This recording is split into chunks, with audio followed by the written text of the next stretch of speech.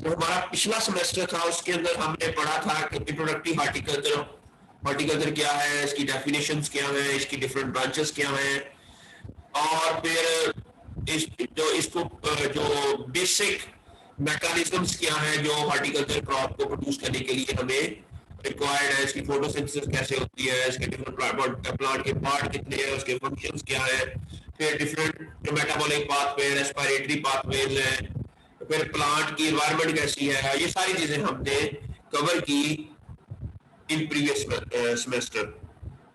यही पढ़ा आप लोगों ने मैडम से? यस सर, यही पढ़ा। ठीक है, अब हम इस सेमेस्टर में पढ़ेंगे इंडिविजुअल क्रॉप्स को। फर्ज किया टोमेटो है, उसके बारे में पढ़ेंगे, चिली है उसके बारे में डिटेल से पढ़ेंगे, उसको सीड सोइंग कैसे करते हैं, उसकी इंपॉर्टेंस क्या है, उसकी पॉटरी की डिस्क्रिप्शन पढ़ेंगे, और फिर उसकी इंपोर्ट और एक्सपोर्ट जो हो रही है उसके बारे में जो इश्यूज है उसके ऊपर डिस्कस करेंगे। फिर इसकी प्रोडक्शन टेक्नोलॉजी के ऊपर हम डिटेल इंफॉर्मेशन इंडिविजुअल क्रॉप के बारे में, फिर उसके ऊपर कौन कौन सी डिजीजेज आती हैं, कौन कौन से डिसऑर्डर्स होते हैं, फिर उसके पोस्ट हार्वेस्ट इश्यूज क्या हैं, फिर हम कौन कौन सा टॉपिक है जिसके ऊपर रिसर्च करें तो हम हॉर्टिकल्चरल क्रॉप को इम्प्रूव करने के लिए हम जा सकते हैं। फिर इसका लाइक सी पैक के थ्रू हम कैसे इस हमारे जो बॉर्डर है उसके थ्रू कैसे हम एक अर्निंग कर सकते हैं, इसकी हॉर्टिकल्चर क्रॉप को यूज करते हुए कैसे हम ट्रेड को इनहांस कर सकते हैं। ये सारी कहानी आप इंशाल्लाह हम इस सेमेस्टर में आप लोगों को पढ़ाएंगे। ठीक है, तो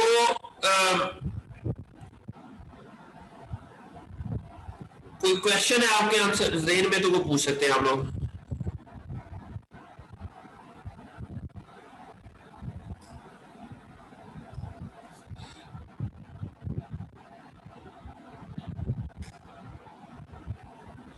अच्छा, no answer, no question, no question. अच्छा, इसमें हम भी डिफरेंट क्रॉप्स के बारे में पढ़ेंगे। मैं आपका फोल्डर में जाता हूँ, यहाँ पर हमारा ये हॉर्टिकल्चर क्रॉप,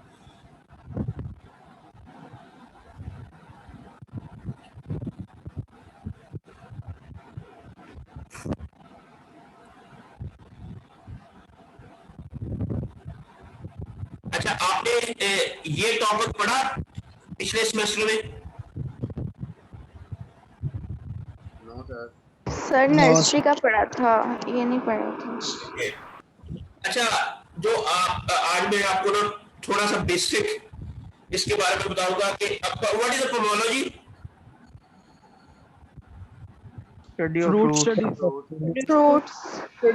फ्रूट्स की स्टडी को कहते हैं। ठीक हो गया। अच्छा, जो फ्रूट्स है उसके लिए हमें उसको जहां हम इसको शो करते हैं तो वहां उसको हम कहते हैं ऑर्चर्ड। ठीक है, एक गार्डन होता है, एक ऑर्चर्ड होता है। इसमें फर्क क्या होता है? What is the difference between the garden and orchard? Orchard वो जगह होती है जहां पर हम फ्रूट्स की कल्टीवेशन करते हैं। ठीक है, गार्डन नॉर्मली एस्थेटिक सेंस में आता है कि हम कोई गार्डन डिजाइन करते हैं जिसके अंदर हम ब्यूटिफिकेशन के लिए या लैंडस्केपिंग के लिए कोई चीज डिजाइन करते हैं। ठीक हो गया। तो आज मैं आपको बताऊंगा कि अगर आपने अपने इलाके में एक ऑर्चर्ड लगाना है किसी भी क्रॉप का, किसी भी फ्रूट क्रॉप का, लाइक आप सरगोदा में है तो definitely you will prefer orange और सिट्रस और किन्नू ऑर्चर्ड। अगर आप इधर एरिया में है, यहाँ पर शेखुपुरा में, लाहौर में, यहाँ पर ज्यादातर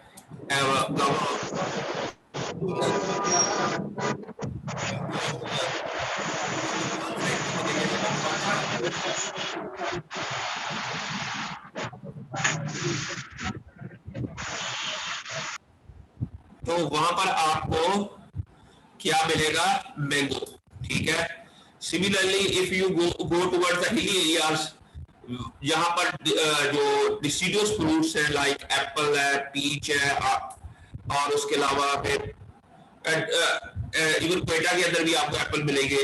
तो अब आपने ये देखना है कि आपने किस इलाके के मुताबिक आपने ऑर्चर्ड लगाना है। तो ऑलिव है वो इधर कोटवार एरिया में लगता है, फैसलाबाद में भी आप गावा भी लगता है, और उसके अलावा सिट्रस भी लगता है, टोबा टेक्सटाइल में सिट्रस लगता है। These are all the different areas of Pakistan where you can establish an orchard.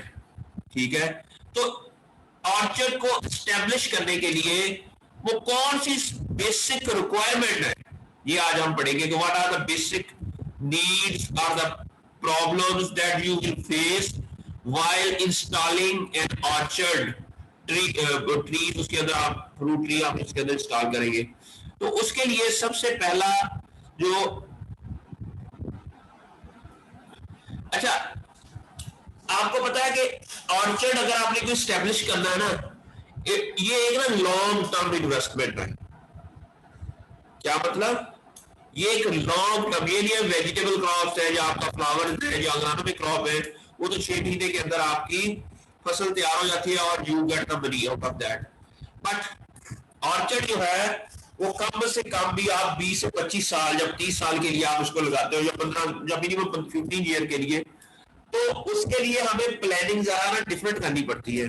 ठीक है, और हमें इस तरह करनी पड़ती है कि इसके लिए आपको पहले 3 से 4 साल तो पहले इंतजार करना पड़ता है, उसके बाद फिर फ्रूट स्टार्ट होता है। तो ये सारी प्लानिंग है। इसे कैपिटल आपने अपने रिसोर्सेज को इस तरह इस्तेमाल करना है कि you should have in your mind कि आपकी इन्वेस्टमेंट जो है आपको जो आउटपुट देगी तो वो कितने अरसे तक चलेगी और कब से स्टार्ट होगी। ये आर्ट प्लानिंग के अंदर आपके अंदर ज़हन के अंदर ये चीजें होनी चाहिए।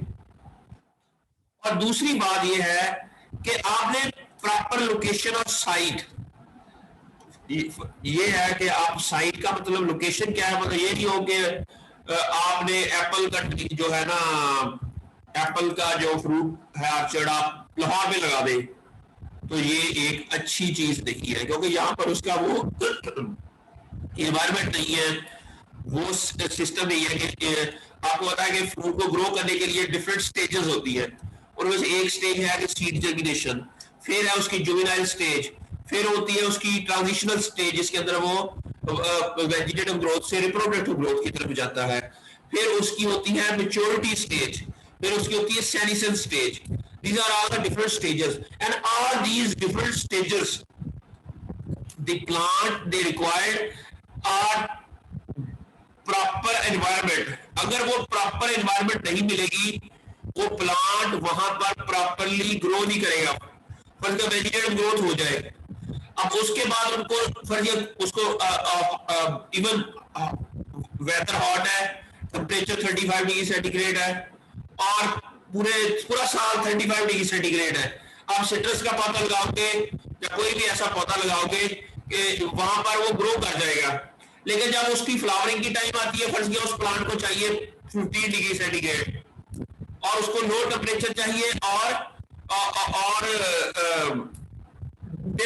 लो टेम्परेचर चाहिए, फोटोसिंथेसिस चाहिए, ये सारी चीजें उनको चाहिए ग्रो करने के लिए। ठीक है, तो अगर वो वहां पर अवेलेबल नहीं होगी, डेफिनेटली जो है ना आपका वो जो क्या है कि प्लांट का फायदा कोई नहीं है। अगर अकेली वेजिटेटिव ग्रोथ होगी तो आपकी इन्वेस्टमेंट जाया हो जाएगी। ठीक है, अब आपको प्रॉपर वैरायटीज का पता होना चाहिए। आप जिस तरह ऑलिव की नई वैरायटीज है वो फैसलाबाद के अंदर और लाहौर के अंदर फ्लावरिंग नहीं देती, लेकिन वेजिटेटिव ग्रोथ बड़ी अच्छी होती है उसकी। तो आपको ये भी पता होना चाहिए कि आपने कौन सी वैरायटी यूज करनी है। आपको रिसर्च इंस्टीट्यूट से इंफॉर्मेशन आपको मिल जाएगी, नर्सरी वालों से मिल जाएगी कि कौन सी ऐसी स्पेसिफिक वैरायटीज है और किस इलाके के लिए है। Then you should consider that.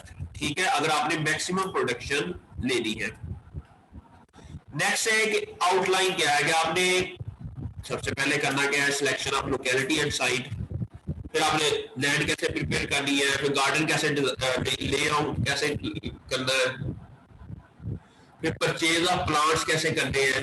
ठीक है, फिर आपको जब नर्सरी से लेकर आ जाए तो प्लांट्स को कैसे उसका ख्याल कैसे करना है, विंड ब्रिज कैसे लगाए, तो ये सारी सिस्टम आपको पता होना चाहिए बिफोर एस्टेब्लिशिंग एन ऑर्चर्ड।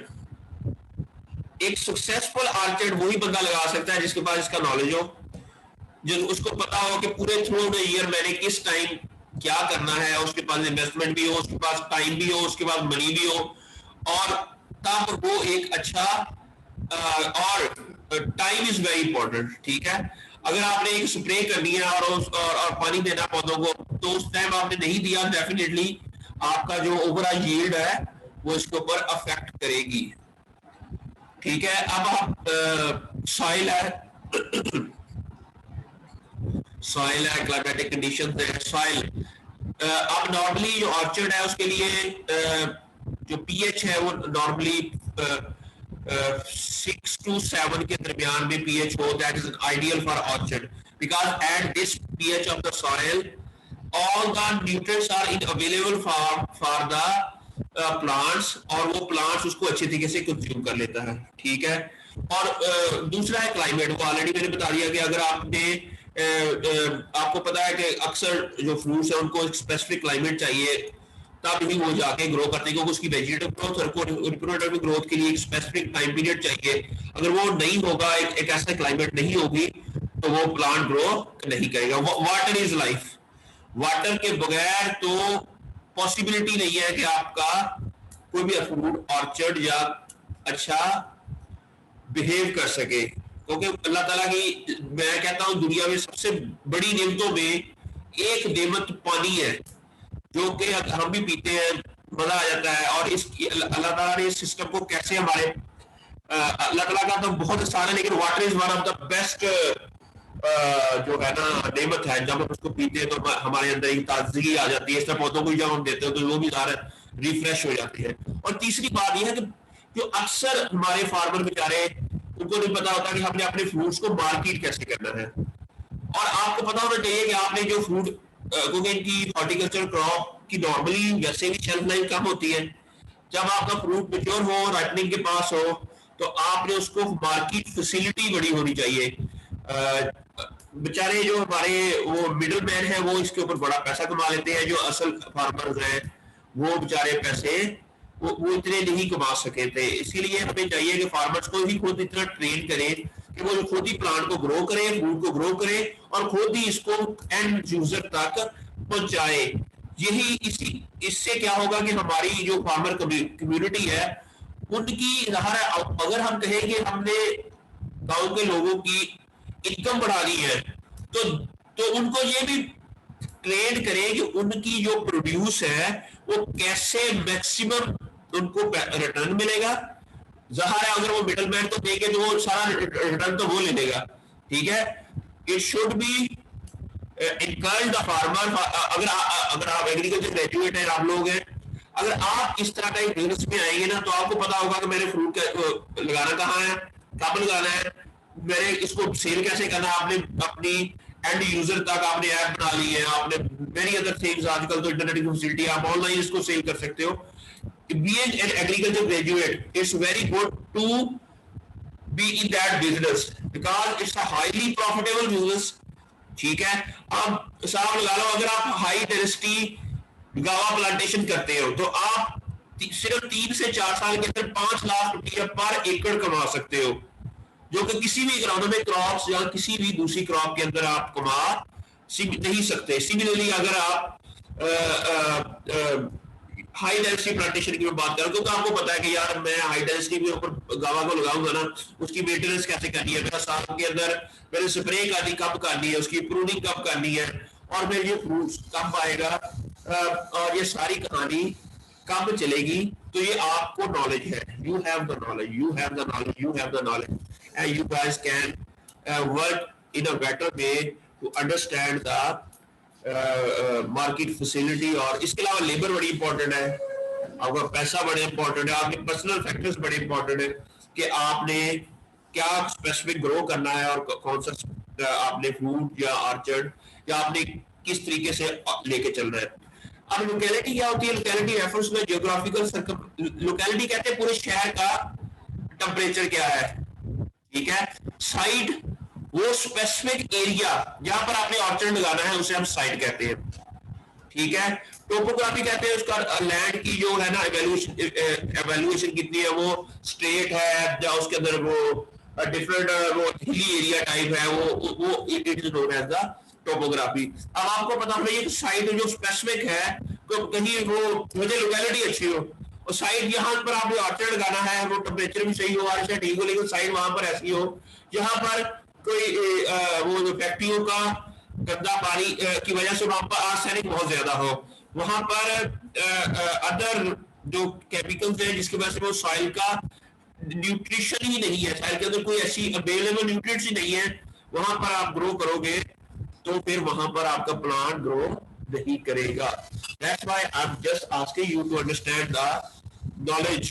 और जो आपको ये सारा, फिर आपका क्लाइमेट एंड सॉइल है वो ऑलरेडी मैंने बता दिया कि आपको किस तरह की प्रॉपर क्लाइमेट चाहिए, मार्केट फैसिलिटी चाहिए, selection of suitable kind of fruit चाहिए, ये ऑलरेडी हमने बता दिया।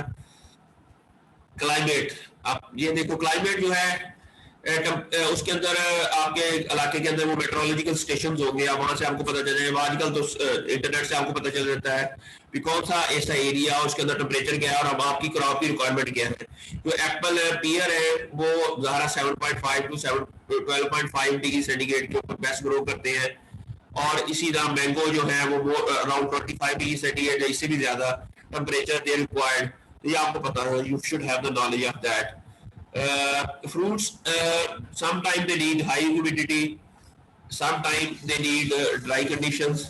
तो इस तरह ये आपको पता होना चाहिए कि आपकी, और लेकिन high humidity sometime they also favour climatic वो जो बैक्टीरियल एंड फंगल डिजीज, तो जिसके बारे में आपको नॉलेज होना चाहिए। रेनफॉल का नॉलेज होना चाहिए कि किस टाइम कितना रेनफॉल आता है और हमारी क्रॉप की क्या रिक्वायरमेंट है, ठीक है। तो सिट्रस के अंदर भी प्रॉब्लम ऑफ फ्रूट ड्रॉप आता है। ये सारी कहानी में आपको डिटेल से ईच फ्रूट्स के बारे में ये आपको बताएंगे हम।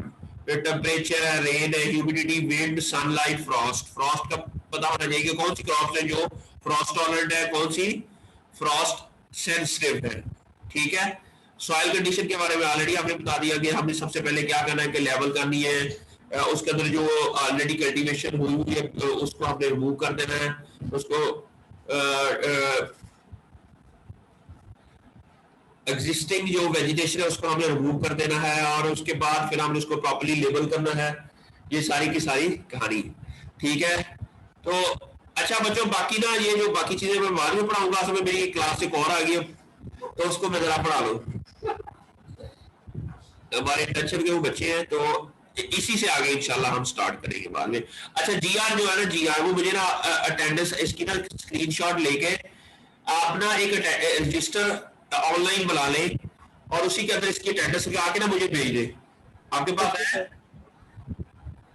पहले स्क्रीन से मेरे पास रजिस्टर नहीं है। अच्छा, आपने स्क्रीनशॉट लेके मुझे भेज देनी है, ठीक है। ओके रजिस्टर आपने पिछले सेमेस्टर में नहीं था आपके पास रजिस्टर? सर था पिछले सेमेस्टर में, बट वो फिजिकल आ रहे थे ना तो तब था। इसकी सॉफ्ट कॉपी बनाई फिर आप, वो मुझे ओके सर, ठीक है। फिर अल्लाह हाफिज। जी मैं इसको रिकॉर्डिंग की है, जो आपको भेज देता हूँ। अल्लाह हाफिज।